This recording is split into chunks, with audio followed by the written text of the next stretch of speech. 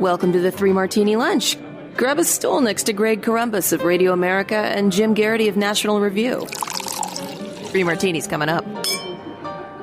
We've made it to Friday once again on the Three Martini Lunch. Really glad you're along for the ride with us. Your stool is ready. Good, bad, and crazy martinis for conservatives as usual. And Jim, good can be a sliding scale of how we define it. Sometimes it's bad news coming to light, which is partly true in our first martini today, as well as people finally seeing the light, which is also true today. Couple different parts to the Andrew Cuomo story. I know it feels like we talk about him every day, but every day there's more news here that just make this guy worse and worse. The big news came out last night from the Wall Street Journal that his staff absolutely doctored the nursing home report, didn't just cover it up. They actually lied about the numbers. Melissa DeRosa, who was the one who tipped off the Democratic legislators to this, was actively involved with this, as well as other key officials within the Cuomo administration. We're also hearing from the Gothamist, Jim, more about the governor's personal habits in the office, including the fact that he likes blondes, particularly those in stiletto heels. Also, that if you went on vacation, you pretty much had to pack an away bag to jet back to Albany whenever he wanted you to.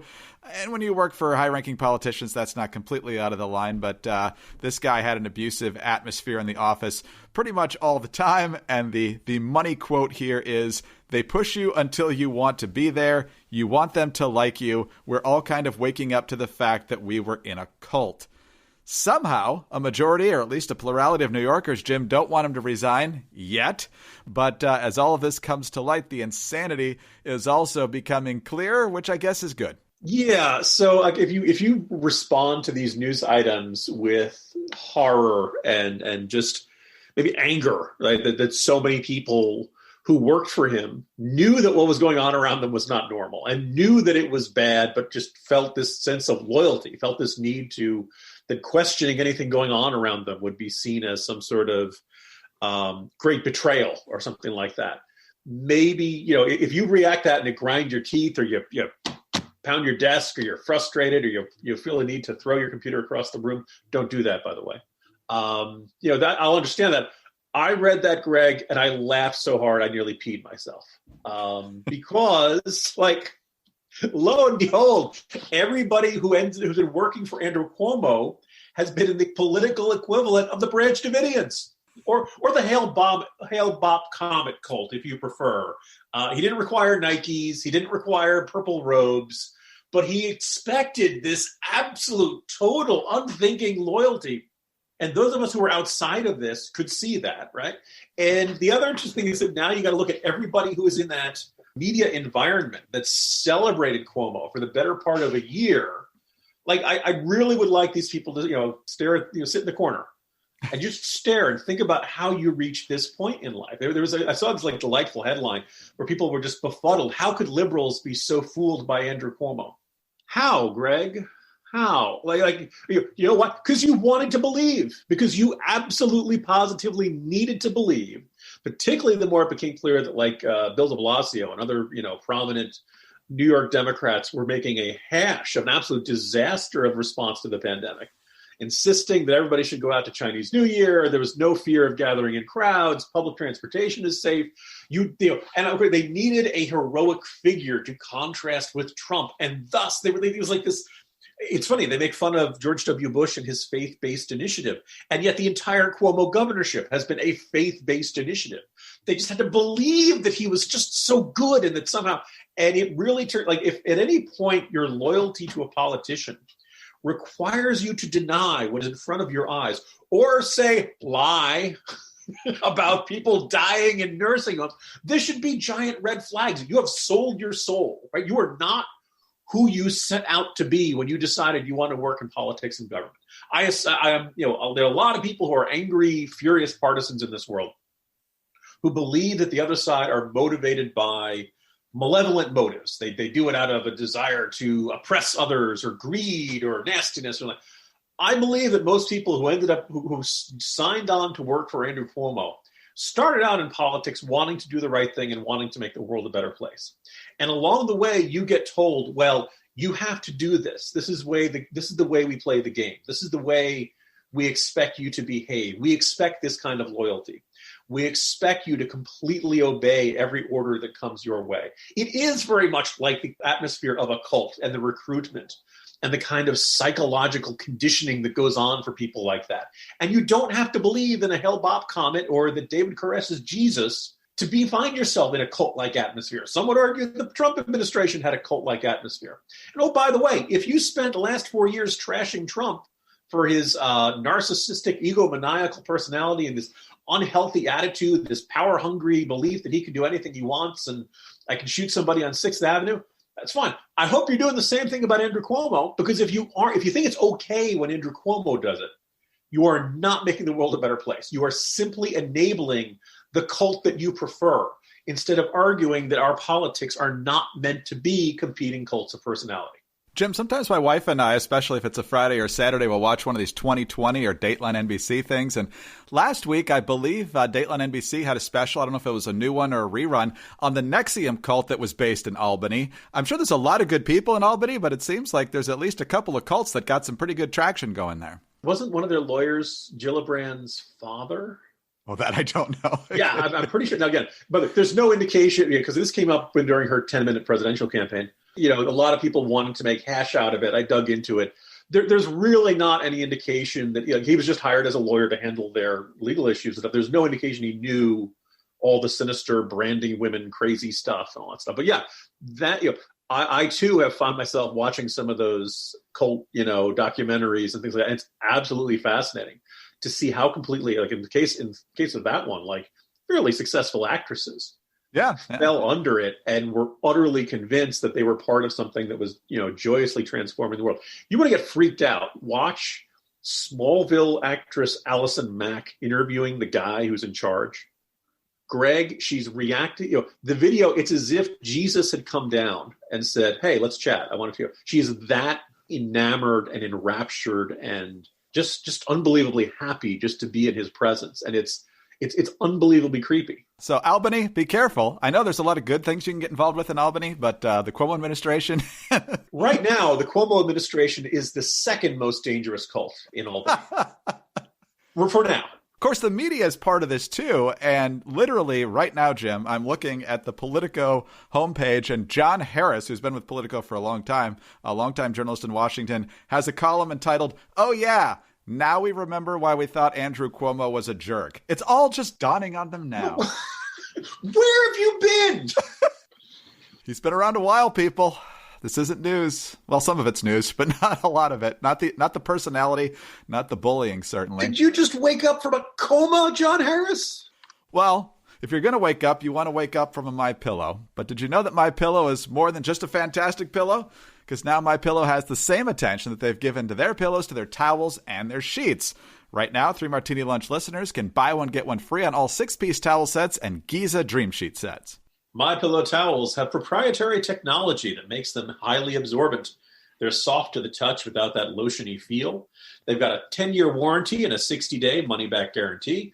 They're washable, they're dryable, and they have 7 colors to choose from. The MyPillow Giza Dreams bed sheets are made with the world's best cotton. Their sateen weave gives them a luxurious finish that will have you sleeping great. I can attest to that. 10-year warranty, 60-day money-back guarantee on those, also washable and dryable with a wide variety of colors and sizes. Right now, visit MyPillow.com to learn more. For 3 Martini Lunch listeners, all 6-piece towel sets and Giza sheets are buy one, get one free. All you have to do is use the promo code Martini at checkout or call 800-874-0104. That's MyPillow.com, code Martini, or call 800-874-0104 for buy one, get one free on all 6-piece towel sets and Giza Dreams sheets.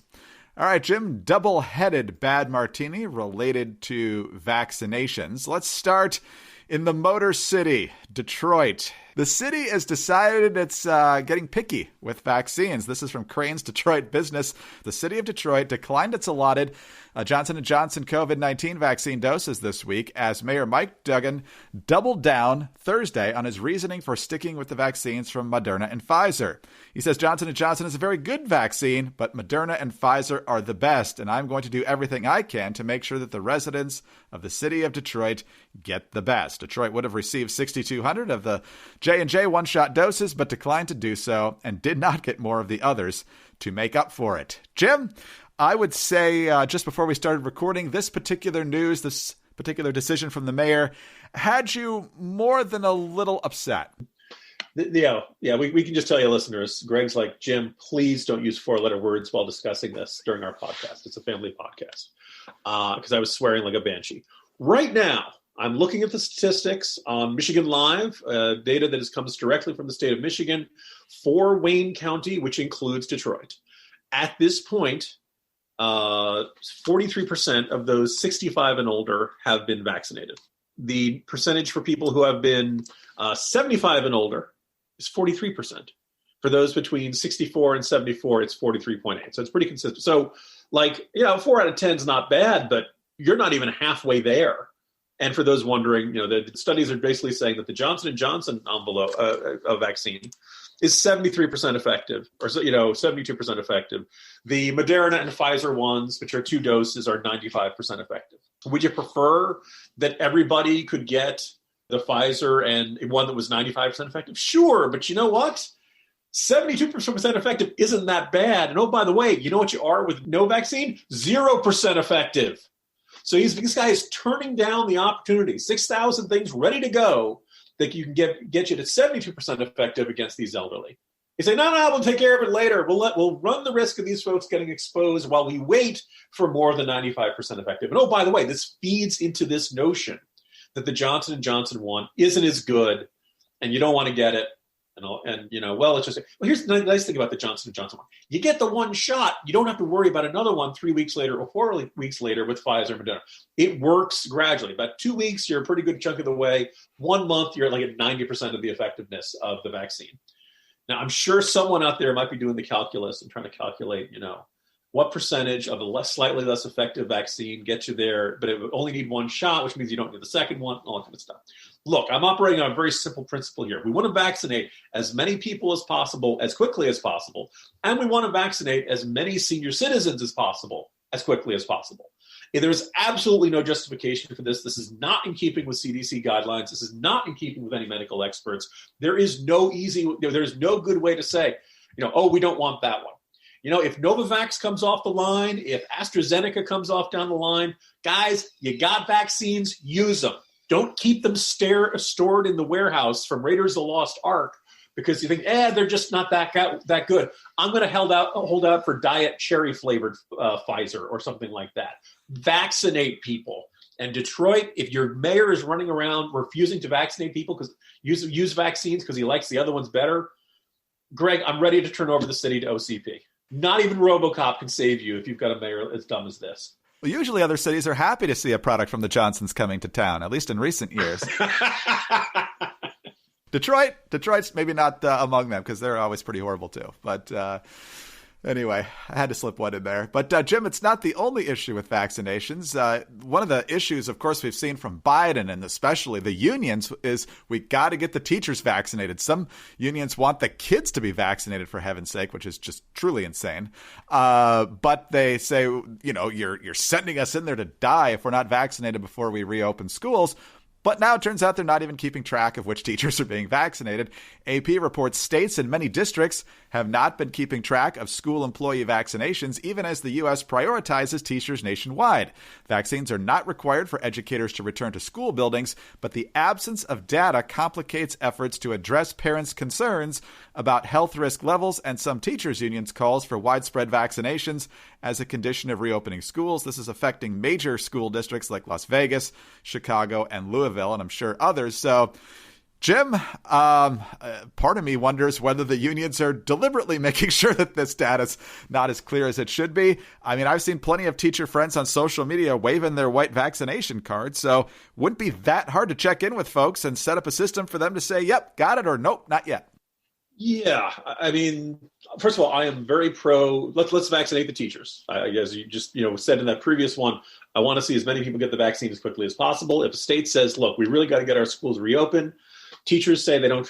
Some teachers will feel safe getting into the classroom. If you're young and healthy, the odds of this virus causing a serious effect are pretty darn small. There's no chance, but you're probably going to be fine. But if you say, you know what, I'm immunocompromised, or I'm getting up there in years, or I live with someone who's immunocompromised, or has some other health issue, and you want to, if you don't feel safe getting to the classroom vaccinated, fine. We're now I think we're past 11 weeks into this process. It's getting easier and easier to get these shots. Let's get let's get these teachers vaccinated and get them in there. I just find it baffling that according to a little further in that article, according to Johns Hopkins University, no state is publicly reporting the percentage of teachers and school staff that have been vaccinated. And a whole bunch of cases, they're not even bothering to keep track of it. And I'm left scratching my head. Why? Why would you not want to have that kind of data? And how hard would it be to keep this information? Like, I'm sure the school districts know. Earlier this week, I was baffled by the fact that so many states did not have readily available the data on how many schools are fully open with classes back, how many are doing some hybrid sort of thing where, kids come in 2 days a week and they do online learning 2 days a week, and some are completely closed.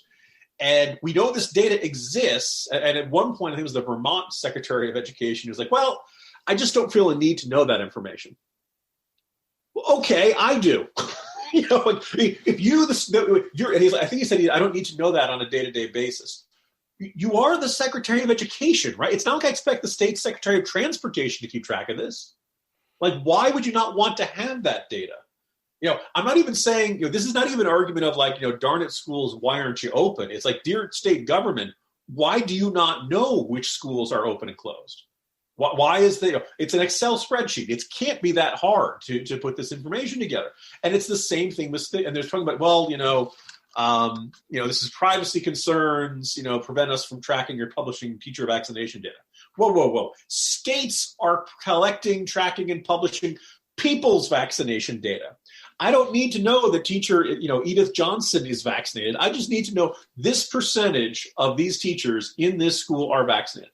I think that would help reassure people. I think it would tell people, it's safe to send my kids back.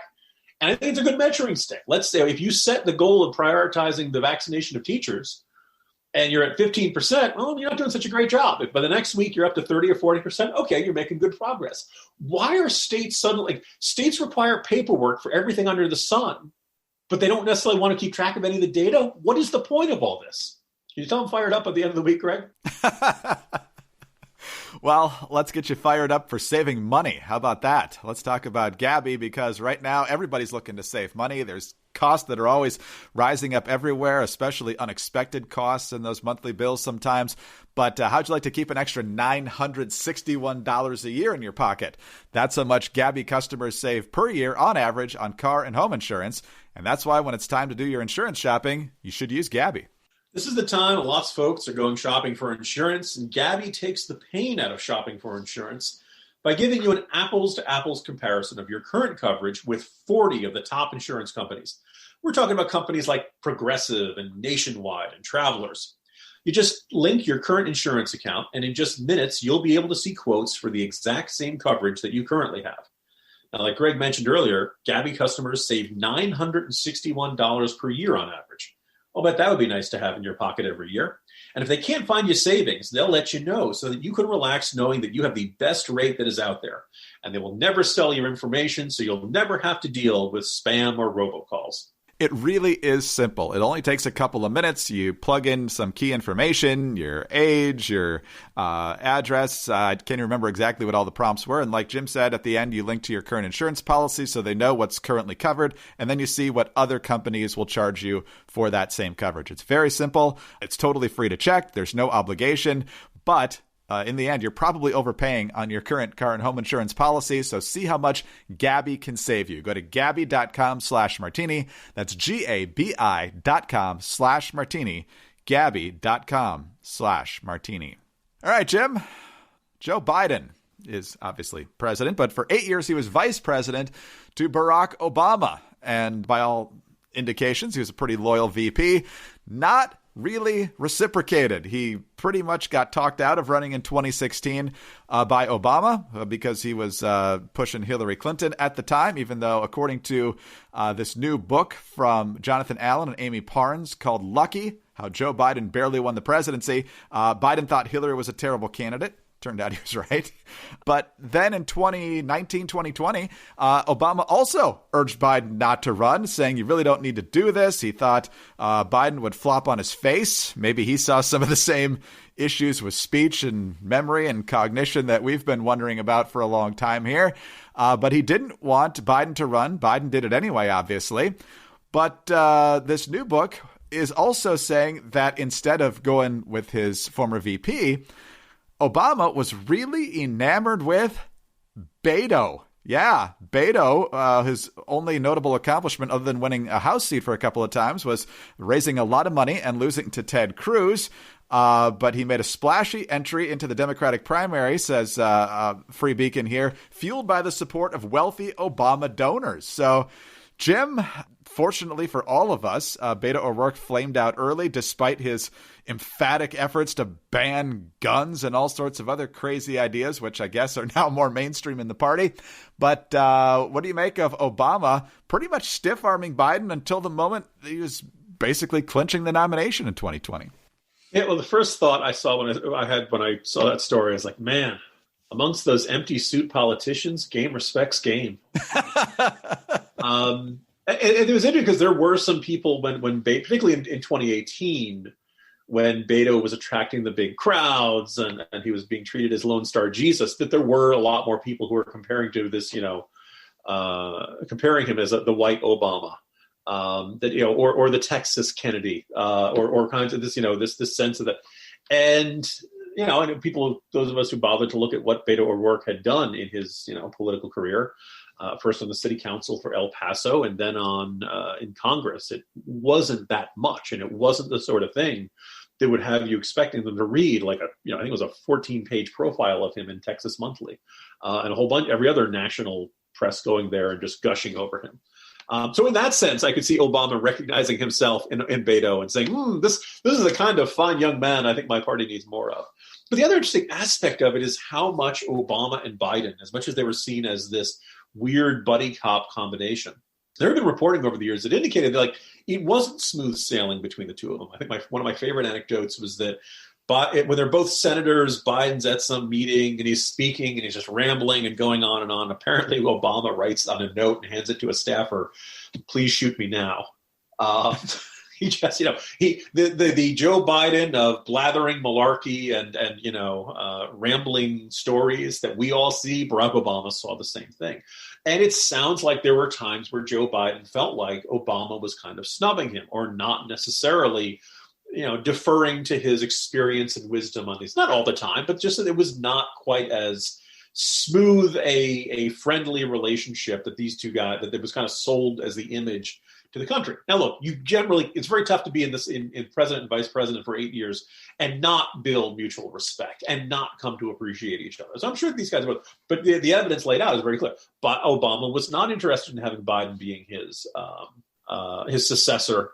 He certainly didn't encourage him in that. And the other kind of intriguing fact is I remember this anecdote of leading into the 2020 presidential campaign. After AOC had risen and there was this recognition of the squad and this recognition that there was a chunk of the Democratic Party, particularly the younger ones, who were significantly further to the left.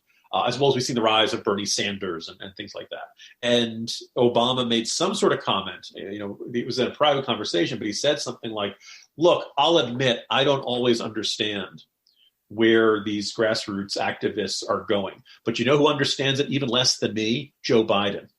Now, again, anonymous source, I suppose it's possible Obama didn't say it, but it sounds like the sort of thing he would say. And it was a reasonably accurate one. And the interesting lesson is that Joe Biden, either out of stubbornness or just, the right confluence of factors, recognized that there was a large chunk of the Democratic Party that wasn't looking for Bernie Sanders socialism and that wasn't quite looking for, that wanted something akin to old reliable. And I think in addition to, again, Biden flamed out in those first three contests. Everybody kind of thought, oh, well, that's it. That's, he's having another Chris Dodd moment, another old fossil from Capitol Hill who couldn't close the deal. Once the Democrats looked really hard at the possibility of nominating Bernie Sanders, they said, "Well, hell, we're not doing this. Let's go back to Biden." And one by one, you saw the Beto had actually already gotten out, but Buttigieg and Klobuchar and all the others dropped out, and the establishment unified behind Biden under the attitude of like, yeah, we can live with this guy. And it worked out well for him. So I'm not surprised by this. And I think this kind of, or the myth of Obama having these fantastic political instincts, Obama was really, really good at selling himself. Whether it was Obamacare or his policies or the Iran deal or any of these other stuff that he did, he was not actually an effective salesman. And I think his eye for political talent is a little overrated, along with a whole bunch of other things about him.